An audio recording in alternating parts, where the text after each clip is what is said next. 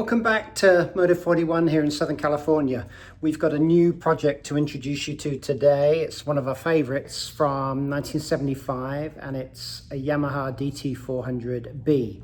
So we're very familiar with this bike. We've restored 3 or 4 of these over the years. I'll drop in a picture here now of one that we did recently. And this is going to be a 3-stage sort of restoration. We're going to first of all today start to see if we can make the bike actually run. It's not run for a number of years. I don't know if it's got any spark. We don't really know what sort of condition the engine is in, but let's see if we can get it to go. Once we've done that, the customer's plan is for us to start to do some cosmetic work on wheels, forks, suspension, rebuild the engine and make it safe to use. The second phase will be to finish everything that we don't do in steps 1 and 2 and make the bike perfect. So today, let's have a look at this. Here it is. It's a 75 DT400. Let's get started. Let's see if we can make it run. Okay, here it is, the 75 DT400B. Very similar to the 76, which is a DT400C, just graphics change. And everything else is pretty much identical. This poor old girl's had a tough time. Just looking at it initially, we've got quite a bit of damage. We've got rear fender damage. The bike's possibly been wheeled and looped out or crashed. We can see the mount for the lights in pretty bad shape. Unsurprisingly, we've got dents in the tank, on the side, on the top, and it's pretty crusty inside, although I think we can probably save that. I can see the bars are bent. I can see that I think the front forks are bent too. It's not easy to see, but it looks like we've got a bend here. Engine looks very typically like every other 75, 76 DT400. Kickstart's a bit sloppy, which is normal,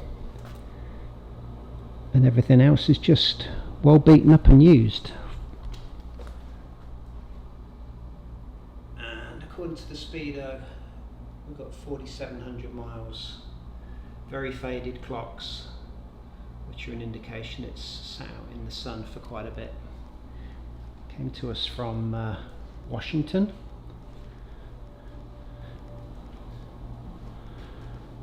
So lots of work to do. So right, let's get to it. Let's see A, if we've got any spark, B, if we've got any compression. If we've got those, we'll probably change the oil. We'll get this carb off, vapor blast it, clean it, see if we can actually get it to run.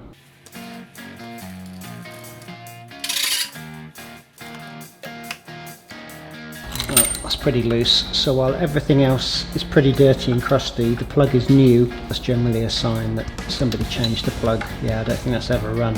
Somebody changed the plug to see if we could get spark. So my suspicion is we won't have any spark. Eagle-eyed viewers amongst you will notice that we're going to fit the wrong battery for the bike, but this is just really to make sure we've got a battery in the circuit when we try and give it a fire up. Next step will be to remove the coil, put it on our Yamaha tester and see if we can get some spark. So I managed to find this from an old dealer some years ago. So now I've got the coil connected. We've got 2 grounds to the body of the coil. We've got positive in the plug cap and positive to the lead in. Here it is. We're connected up to a battery, and what we're going to do now is power up the Electro Tester, and then we're going to check the gap. So when I throw test, there we go. You can see that. But that's showing me the coil is working perfectly. I can adjust the gap so we can test how many millimeters the coil will actually fire.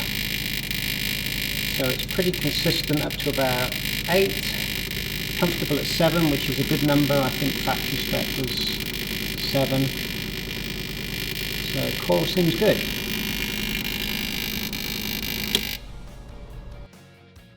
So with the coil being good, we'll have a quick look at the rectifier, see what's going on there. We can see there's some strange soldering been going on with the terminals. I don't know why. They soldered them on and sort of extended the leads, but the solenoid should just, those two terminals there should just click into those on the wiring loom. It actually doesn't look too bad, so for now I think the tape was there just to stop it arcing out and touching the tank, but for now we'll see what happens, but turn our attention to some of the other components and test them. Now we've tested the coil on the Yamaha Electro Tester, we'll look at the pulsar coil, which is here.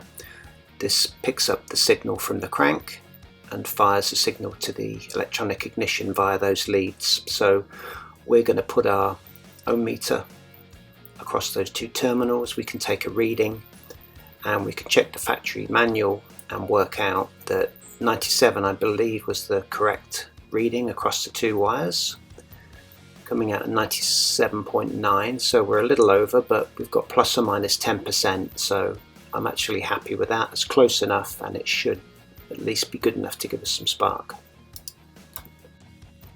So the next part of our diagnosis, we know the pulsar coil is working, we know that the coil on the Electro Tester is firing and giving us a good spark. So what we'll do now is just connect in a spare CDI unit that I had from a previous build that I know is good, and we can now check it and see if this gives us some spark. And what I'm going to do here is cheat a little bit. I'm going to put a drill onto the engine on the crank so I can fire it over quickly, and that's great news. We can see we've got a really nice strong spark. Okay, so now we've got spark. Let's see how she does on a compression test.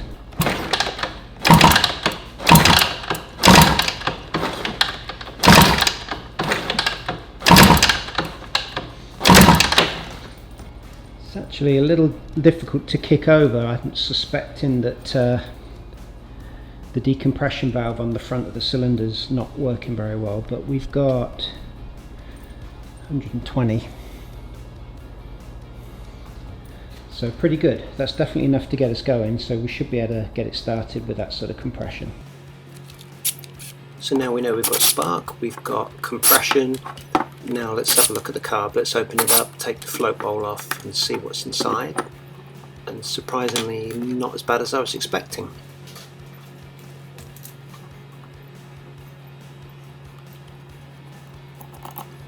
What we'll do now is strip the carb down completely, take all the components, every jet, every piece off, and then get it in the vapor blaster and get it nice and clean.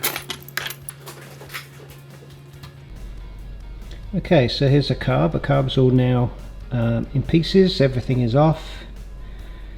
We'll check the floats, we'll clean up all these jets. I've just had a peep through the pilot jet, which is normally nearly 90% of the time blocked. It's actually good. I think somebody probably cleaned this and tried to make it run, but certainly not bad. But we'll get this in the vapor blaster, be able to see the difference.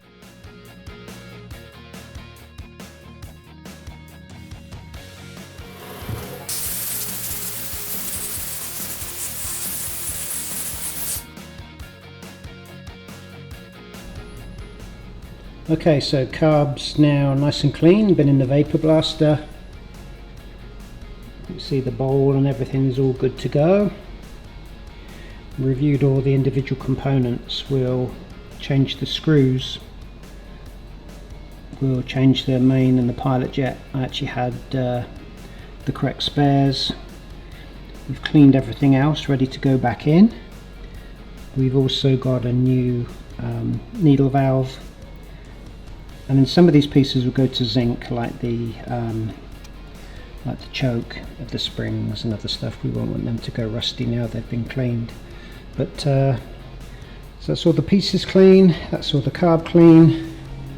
It's all nice and shiny now, so let's get it back together, get it back on the bike and see if we can get it to run. So now the float bowl and the carb have been carefully cleaned, all the passages have been flushed. we're sure everything is 100%, and we can now start to put all of the jets back and refit the float arm. And in a moment you'll see I'm just carefully bending the arm to fit. We've got a new needle valve in there, so it's sitting a little high. I've done so many of these, I just kind of know from gut feel where it should go, but we'll actually measure the correct height as part of our final setup before the bike's ridden. Next we'll just snug up the new JIS screws we're putting in the float bowl. I never use the impact to actually torque those down, I'll always do it by hand afterwards, it's really easy to strip those. And there we go, that's the carb ready to go. The only thing we haven't cleaned for now is the top, which is still on the bike on the throttle cable, but we'll do that later on.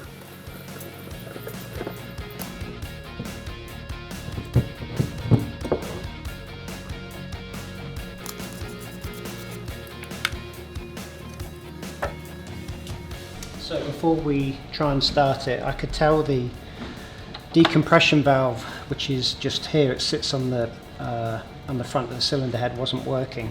So it's cable operated. A cable runs through here back to the Kickstarter, and it operates on a cam, so that when you kick the Kickstarter, it actually pulls this lever and then pushes on a little valve in the head that opens. So I can see it's actually working, but there is actually no nut on the end of the valve, so this is actually moving, but it's not actually doing anything. The decompression valve isn't opening at all. So we'll just take this out, give it a clean up, and put a nut on there before we try and kickstart it and break a leg.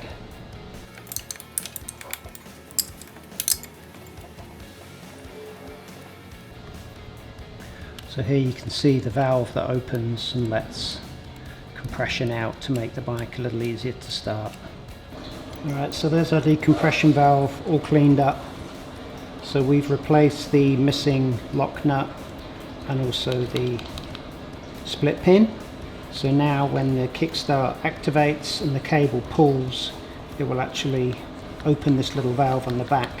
And when we restore this properly, we'll actually lap this valve in like you would a valve on a cylinder head, which will just make sure that there's nothing leaking back through it when the valve's closed.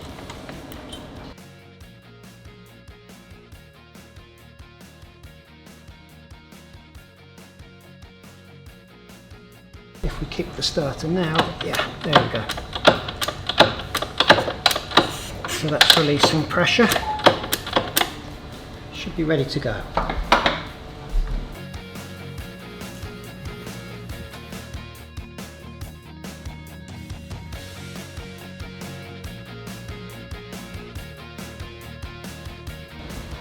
Alright, here we go.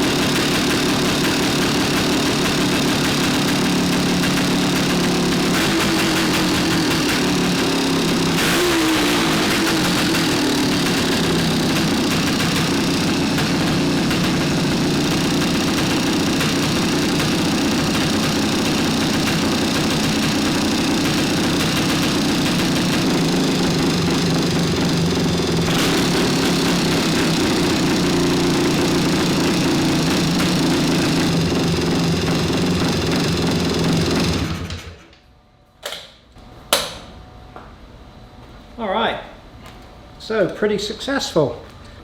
Sounds just like a DT400, got a lot of piston slap. You can hear it ringing in the top of the cylinder head, so I think although the compression's good, we'll definitely give it a rebore, definitely rebuild the crank, and I'm good to go now. So I'm happy that it starts, it runs, that the electrics are working. Now we can go ahead and talk to the customer and put a plan together.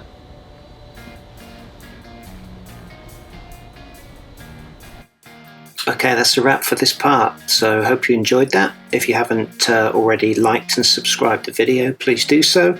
Come back and join us in part 2, where we're going to strip everything off the frame, we're going to rebuild and refinish the wheels, strip the engine, and start to give it a full rebuild ready to ride.